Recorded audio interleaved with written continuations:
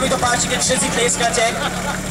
A ja by som takto do éteru povedal, že gratulujem Krupine, pretože ostávate na tom druhom mieste Čekovsko-Hontianskej Hasičskej ligy, ako to bude. Na konečnom umiestnení dnešného dňa to stále ešte len uvidíme, pretože v tejto chvíli ste predbehli už aj Trpín. 14:26 výsledný čas, veľmi pekne nastriekané, pekná práca. 13:81 dokonca na jednom terči.